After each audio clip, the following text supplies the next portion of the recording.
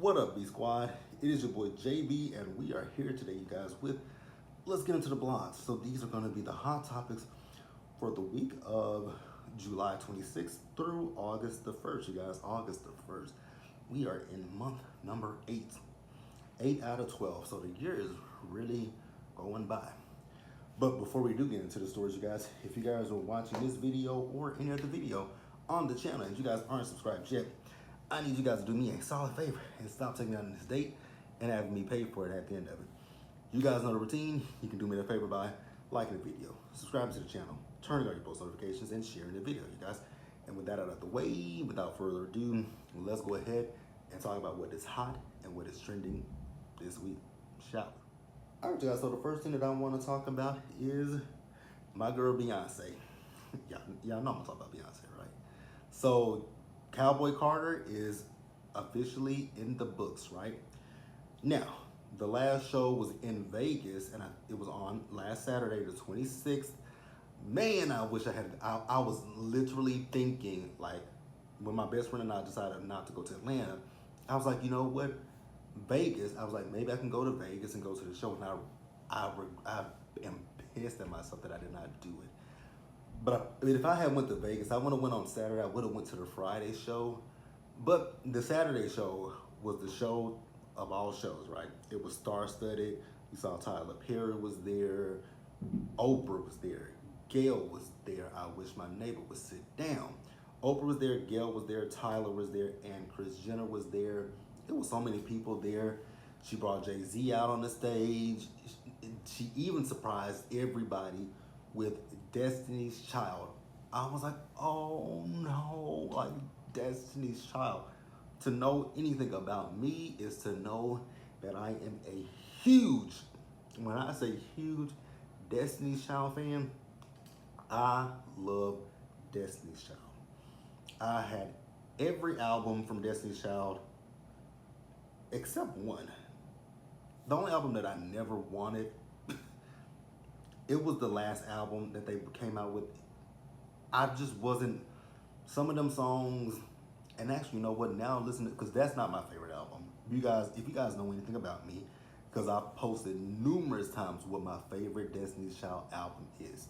My favorite Destiny's Child album, which it just celebrated an anniversary last month in July, is The Writings on the Wall. That, hands down, is my favorite album from Destiny's Child.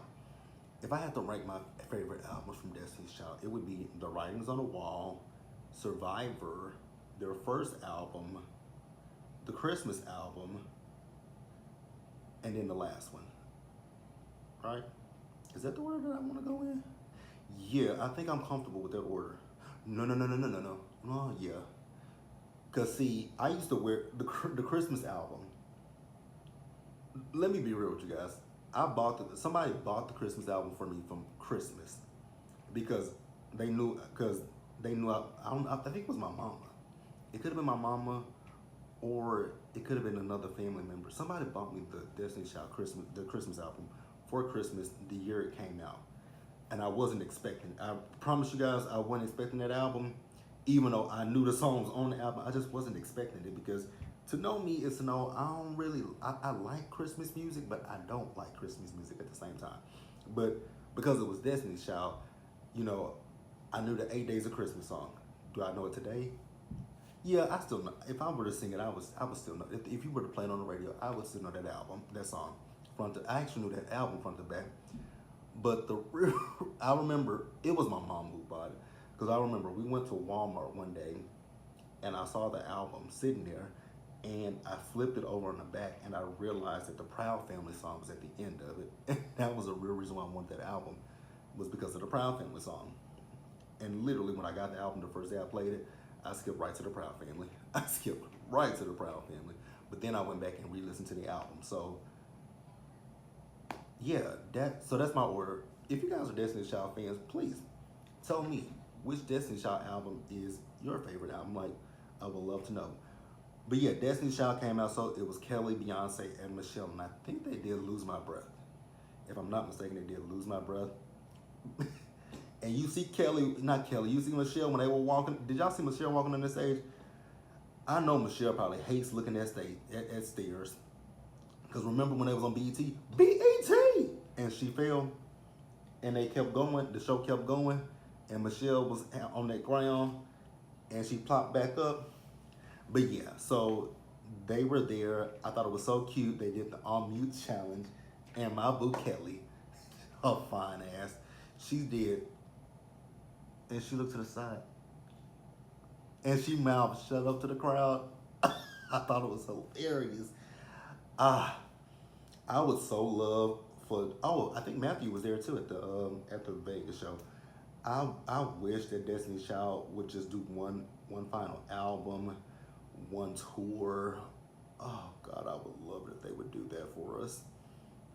But unfortunately, Matthew is still with us, so I feel like until Matthew is no longer with us, we ain't getting that album. Yeah, because Destiny Child, their first album was Destiny Child in 1998. The Writings on the Wall was 99. '01 was Survivor.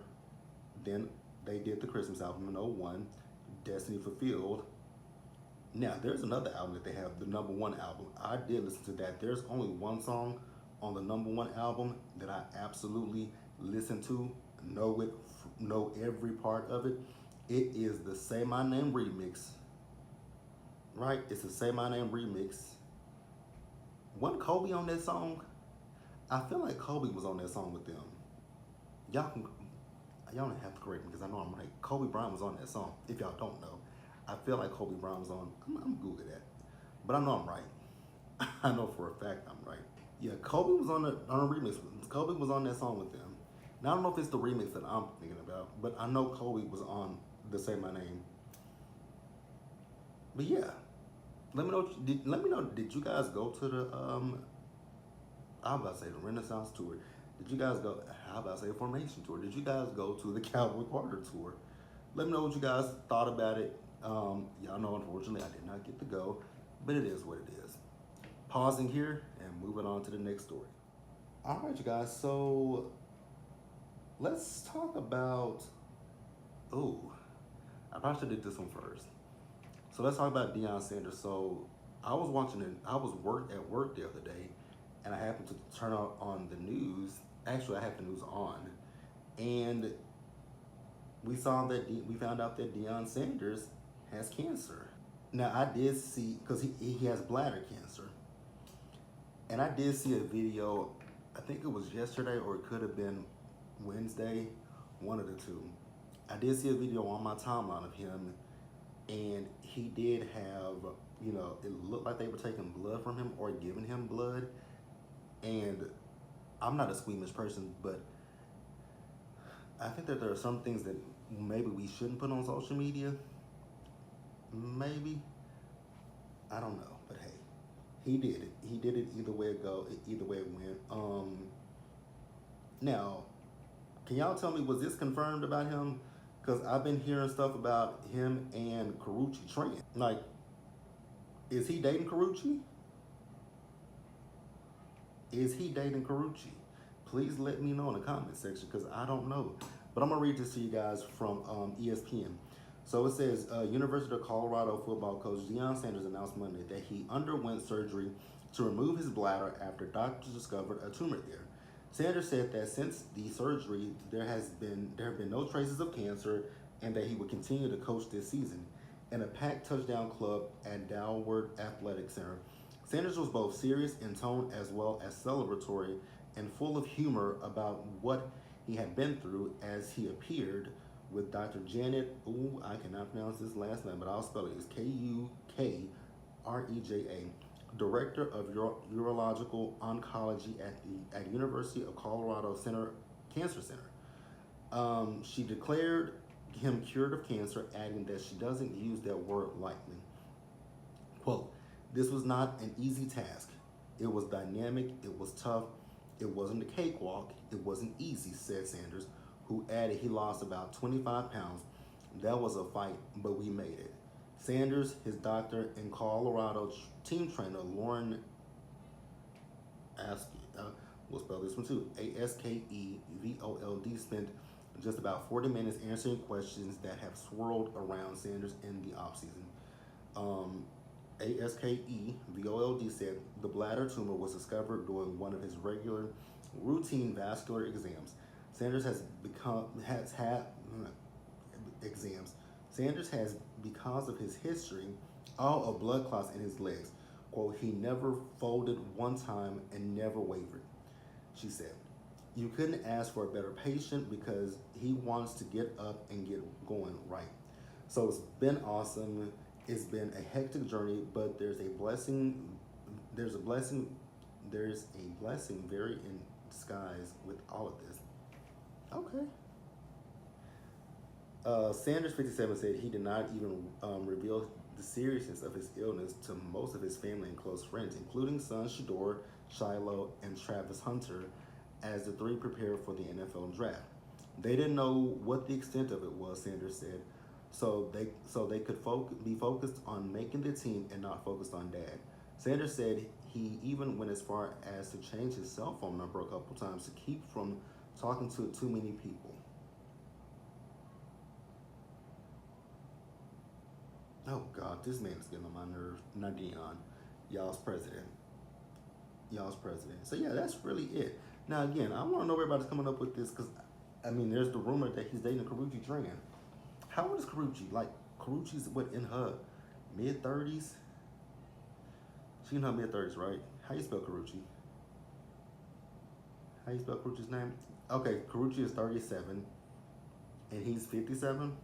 Okay, I mean, cool. If they like it, I love it. It ain't got nothing to do with me. Y'all tell me what y'all think and what y'all feel, and we can go ahead and move on. Shall we? Next story, you guys. So there is a fifth woman that has come forward against Smokey Robinson. I was like, oh God. Now we ain't talked about Smokey in a minute, but y'all remember the women are accusing Smokey and his wife of, sexual assault, right? Mm.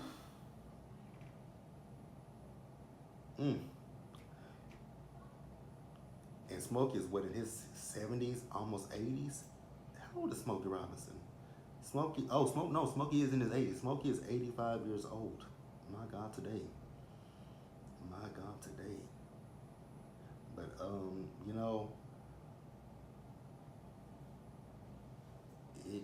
if he did it, he did it.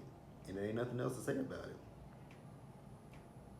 It ain't nothing else to say about the situation, but if he did it. So this comes to us from yahoo.com. It says Smokey Robinson's fifth alleged victim files police report and claims sexual battery. It says a fifth woman accusing Smokey Robinson of sexual battery has officially come forward and filed a police report, TMZ has learned.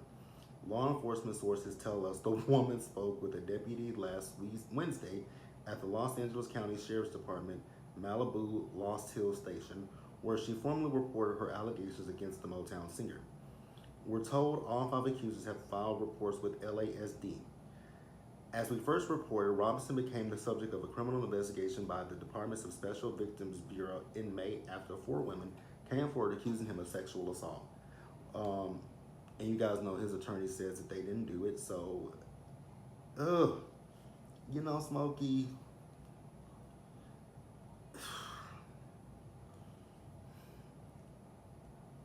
could there be some validity to this?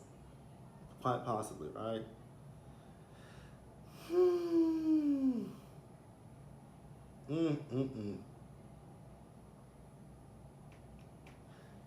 Let me say what I want to say when it comes to this. Could there be some validity to what the women are saying? Yes. And as always, like I always say when it comes down to anything like this, I choose to believe the victims, right? And that's where I stand. If you guys have a problem with me believing the victims, then that's your problem, not my problem. But at the same time, Smokey has a right to defend himself. And, if he says it didn't happen, then he says it didn't happen. It's going to be up to a judge and a jury eventually to, determine what's what. And honestly, I don't, in this day and age, when it comes down to things with people, I don't put anything past anybody at this point. I'm not gonna sit here and say, I feel like I would be foolish if I were to say, I don't believe that Smokey would do something like this. Like this is an elderly man. This is that. This is that. This is that. You know, da da da da da. I feel like I would be foolish to say that. So the easiest thing to say is I tend to believe the victims until proven otherwise. And also, I will say there are 5 women. Is it possible that 5 women could have gotten together and said, we used to work for him, so we should all come together and say he did this to us, he and his wife did this to us? Is that plausible? Absolutely. You can't put things past certain people. I mean, let's be honest. Sometimes you see people get into financial straits and stuff, and they be like, "Oh, you gotta rob Peter to pay Paul." But again, I'm not saying that's what it is with these women. And I want people to hear me loud and clear when I say that that's not what I'm saying.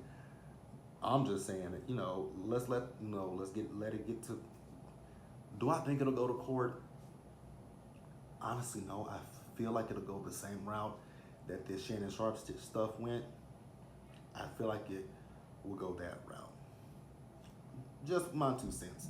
But definitely tell me what you guys think about the whole thing, and we will go ahead and move forward to the next story, you guys. All right, you guys. So the next story, I have been asking this question for quite some time about Dreka and Kevin Gates when Brittany Renner was saying that they were married. I was like, where is Dreka? Like, is he still married to Dreka? Well, Dreka appeared this week, and Dreka filed for divorce from Kevin after 9 years of marriage. I said, 9 years? Damn, girl, you was with that man for almost 10 years. Now, I'm still confused about him and Brittany Renner. So, why was Brittany Renner saying that they were married? Like, I think that's the confusing thing for me, too, is him and Brittany were saying, well, I think it was mostly Brittany saying that they were married, because I don't. Now, granted, we did see them at the BET Awards together, and they've since broken up. And even with them breaking up, now y'all know I don't watch Basketball Wives, right? But y'all know, I kind of figured when I was looking at Brittany Renner, I was like, it's really giving that Brittany Renner is cosplaying as a Muslim person. That was my opinion and my little 2 cents. And now that girl took her stuff off. Speaking of, her and Masika got into it last week.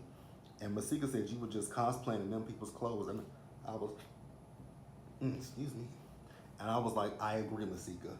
She was definitely cosplaying in them people's clothes. Like, it was so weird to me.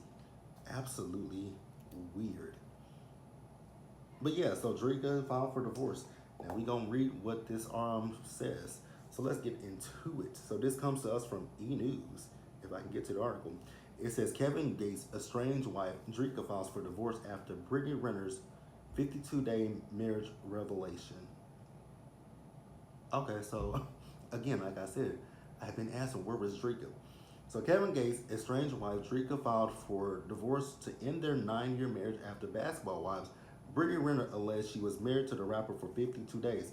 Girl, she had been, again, 52 days. She had been saying that for a minute. I'm shocked that she didn't file for divorce at that time. So Kevin Gates' marriage to Dreka is ending. The I Don't Get Tired rapper's wife of 9 years filed for divorce on July 30th, citing irreconcilable differences as the reason for the breakup in court documents obtained by E! News.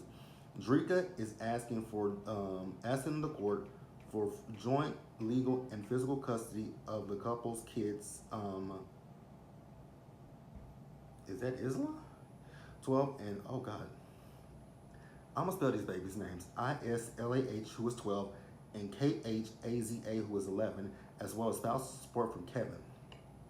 Interestingly, the entrepreneur listed the date of separation as July 10th, nearly 1 month after Basketball Wives Brittany Renner revealed that she had married Kevin Gates.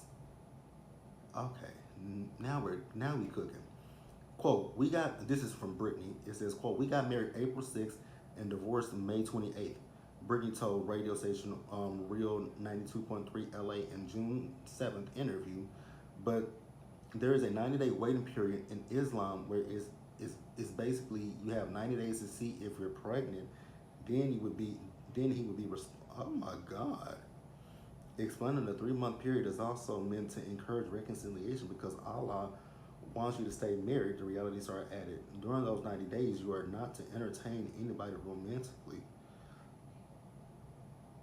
Oh, okay. I mean, that's no judgment against anybody who practices Islam, but okay. Hmm. Okay. Interesting. Because Brittany was definitely playing in them people's clothes. Hmm. Y'all tell me what y'all think and feel about Kevin and Dreka. Dreka, girl, I'm glad you got away from that man. Ain't this the same nigga that said he fucked his cousin, right? But okay. Whatever. Moving on to the next story, shall we? Let's talk about now. Y'all know I'm a Texas boy, and I wish that they would stop hammering, bammering, whatever they're doing up there. But y'all know I'm a Texas boy through and through. So I saw Slim Thug in the blogs. I was like, why is he in the blogs? So people, now this is according to Slim Thug. Slim Thug, he calling y'all slow for thinking that he was talking about Megan Thee Stallion and Klay Thompson. Because he kept repeating in that damn video that he came back with, y'all slow, y'all slow, y'all slow. Y'all think I'm talking about the Stallion? Y'all think I'm talking about the Stallion? Y'all think y'all think I'm talking about the Stallion? I ain't talking about the Stallion. I said I wasn't talking about the Stallion. Y'all slow, y'all slow. I was like, nigga, how many times are you gonna say y'all slow? Then he was like, you know, I ain't trying to compare. I can't compare to Klay Thompson, who played next to Steph Curry. Like, I can't compare to that. I was like, you're damn right, you can't compare to that. I ain't never tried to holler at the Stallion. He kept saying the Stallion. I was like, if you don't calm down before you have a heart attack. Like, this is my whole thing with people. Like, some of y'all, not my people, just some of y'all be really truly obsessed when it comes to Megan. Some people like I was in the comments on either the Shade Room or Neighborhood Talk last week, right? And this is not even to get into politics, but they were talking about naming the Kennedy Center after y'all's first lady, right? And I said, oh, they're gonna name it after a hoe? And so somebody come up under the comments and was like, weren't you somebody that was just defending Megan Thee Stallion last week? I said, absolutely not. I don't have to defend Megan. She's a grown ass woman. She can do whatever she want to do. And then the person was talking about was calling Megan a hoe and all this kind of stuff. And I was like, is that supposed to hurt me that you calling her a hoe? You getting upset because I called your first lady a hoe. Whereas with Megan, yeah, we see Megan's booty cheeks. Yeah, we see Megan's cleavage. But I ain't never saw Megan's areolas. I ain't never saw Megan's whole, Megan ain't never had to cover herself up in front of her hoo-ha. But your first lady, her titties are out her titties are all over social media. You can Google that bitch and find her titties. You can Google that bitch on a rug, bare ass naked. You can find a picture of that bitch covering up her hoo-ha. But you can't find nothing to Megan like that. And then the person talking about Megan. Megan didn't have to fuck an old ass man for citizenship. And so y'all want to talk about Megan being a hoe. Some of y'all niggas that call her a hoe, regular ass niggas that call Megan a hoe, y'all niggas are pissed because y'all niggas don't have the opportunity to fuck her. Let's be real. You niggas are outside of her class. She ain't gonna fuck with a broke ass, bum ass nigga. Let's be real about that.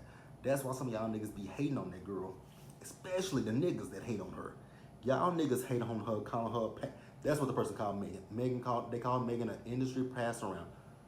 Okay, she's an industry pass around. What you want me to do with that? But I also combated that. Like, she's not how she an industry pass around when in 5 years that since we know her met her in 2019, but people really got introduced to her in 2020, and it's been 5 years. We're 5 years past 2020. But let's say 6 years. So 6 years that we've known of Megan, how many niggas have she been with? She was with the little nigga that's in prison. The other little ass nigga that I ain't heard nothing from that nigga in quite some time. The baby. Then she was with what's his name? Party. Now she's with Clay. That's 4 niggas in 5, 6 years. So how is that a pass around? A pass around would be if she's been with 20 niggas in 6 years. 20. Let's go lower than that. 10. Let's keep it at, let's say 10.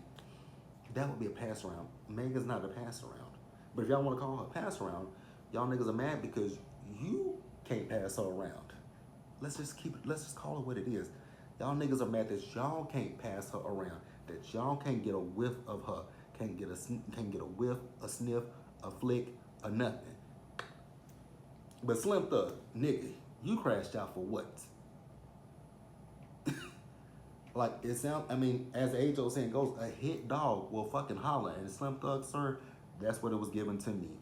You guys tell me what you think, and we can go ahead and move on to the next story, shall we? All right, guys, so the next story, let's talk about Kenya.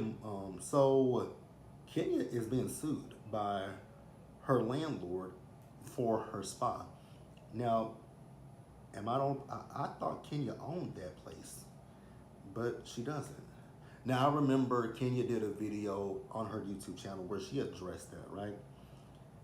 And I'm going to paraphrase, because she leased this place, but I know Kenya did some renovations to it. She created something up above the salon, and so Kenya didn't get the money from the owner. So Kenya hasn't since she didn't get her money, she hasn't paid her rent. So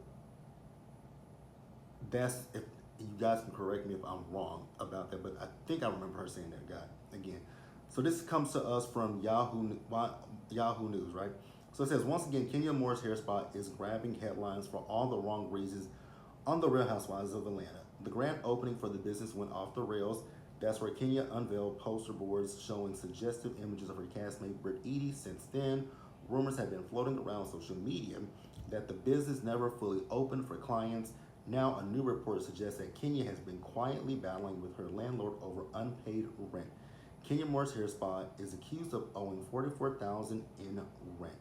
In court documents reviewed by Us Weekly, Kenya Moore Hair Spa's landlord accused the former RHOA star of owing $44,000 in rent and other charges. Her rent at the location is a whopping, goddamn, $4,379.48 per month. According to the landlord, she didn't pay from December 2024 until December of 20, huh? I'm gonna read this to you guys because it doesn't make sense. It says from December 2024 to April 2024. So I don't know if that's a typo, if they meant from December of last year until April of this year. Yeah, because it's 6 months, right? April, December, January, February, March, April. Yeah, I guess. He also tacked on an additional $5,900 in operating expenses, taxes, and other fees. From there, the complaint requested $148 per day from Kenya until she vacated the premises. That's how the bill has racked up to this enormous figure. Last month, Kenya's legal team filed a counterclaim against the landlord and denied owing all this money. They accused the landlord of failing to pay for improvements and violating their contract. Allegedly, Kenya had to use her own funds to maintain, repair, rehabilitate, and improve the property. She said those steps were necessary to make it usable and able to be occupied for its intended use. Kenya's legal team submitted the lease agreement as evidence. Those docs showed that the landlord agreed that the property could be used for RHOA. That begs the question of whether Kenya paid to remodel the spa so that it could be used for television. Either way, Kenya's spokesperson made it clear she invested a life-changing amount of cash into this endeavor. Kenya entered a commercial lease and invested over $300,000 to build out her luxury spa. The landlord agreed in writing to reimburse Moore approximately $80,000 for tenant improvements, but failed to make payments. Kenya's spokesperson told the outlet. The statement concluded, as a result of the landlord's filing, Moore filed a countersuit. Despite the legal action, Moore remains hopeful the landlord will act in good faith and resolve the matter fairly and amicably. Okay. Kenya, good luck to you. I hope that this works out for you. What I also will say is, over the last few months, actually the last year, since that whole situation with Brick, we've not heard anything, remotely good about the spa. But I want, like I've said numerous times, when it comes to Kenya, I want the best for Kenya, and I mean that wholeheartedly. And that's all we got, you guys. So, also, let's move on to the last story. But tell me what you guys think and feel, and we will talk about it in the comment section. So let's move on to the last story, shall we? Now, you guys know we had previously talked about Mary J. Blige and Misa Hilton in that lawsuit, right? So this comes to us from Rolling Stone. So it says Mary J. Blige is fighting back after a meritless lawsuit from Sean Combs' ex, Misa Hilton. So it says, oh no, this is from Rolling Stone and it's not gonna let me see the fucking article. Let's see. Let's find somebody to let me see it. So Mary J. This comes to us from Power 109. So Mary J. Blige is firing back at Misa Hilton amid their legal battle over Vado's record deal. According to a report TMZ published on Tuesday, July 29th, veteran singer's attorney Lisa Moore called Hilton's lawsuit patently frivolous. Moore alleged that Hilton, who served as Mary J. Blige's stylist, launched a legal battle against MJB to harass her and cause malicious injury to her career. Hilton filed a $5 million lawsuit in April and accused Mary of destroying her business relationship with Vado after she signed him to her label, Beautiful Life Productions, even after the New York rapper had already committed to her management company, Misa Management. Hilton's lawsuit cites two agreements Vado signed in 2023. We've already talked about Misa's lawsuit. Y'all know the whole thing of this lawsuit is that Misa feels that Mary took Vado from her even after she had a contract signed with Vado. So it appears that Mary's attorney is saying that this is a meritless claim from Misa. Yikes. Ooh. Terrible. But yeah, you guys, that's all we got this week. Y'all can tell me what y'all thought about all the stories that we talked about. What did I talk about? We talked about Beyonce. We talked about Steve. I almost said it early in the video, Stevie Wonder, but that's not Stevie. Smokey Robinson, Slim Thug, Mary and Misa, Kenya. We talked about Dreka, filing from divorce from Kevin Gates. We talked about Deion Sanders and his cancer battle, and him potentially dating Karrueche Tran. But again, I want you guys to get down in the comment section and tell me what you think, what you feel. I will catch you guys in the next video. You guys will do this same time, same place every week. Now this week it won't be the same time because I'm just wrapping up at 3:34. So we're gonna push it out an hour this week. So you guys will see this video at 5:30 as well. So They Come to Fool has been recorded, and you guys will see that one at 5 o'clock. And also, you guys, I don't know if I'm gonna be able to join or not, but El Teddy, Kiss My Cheeks. I don't know if Really B's gonna join, but y'all know we do talk about Big Brother. So we talked about doing Big Brother today. So it's gonna be 4:30. No, it's 5:30 Central Time. So it'll be 6:30 Eastern Time. Then I still gotta talk to Really B about what we're gonna do with Beyond the Gates. I did watch Beyond the Gates today. It was a really great episode. Enjoyed it. And Rated to Love is back tonight, as well as Love After Lockup. So I will see you guys for all of those videos. But as always, you guys, stay safe, take care of yourselves, wash your hands, be blessed, and I'll see you guys in the next video.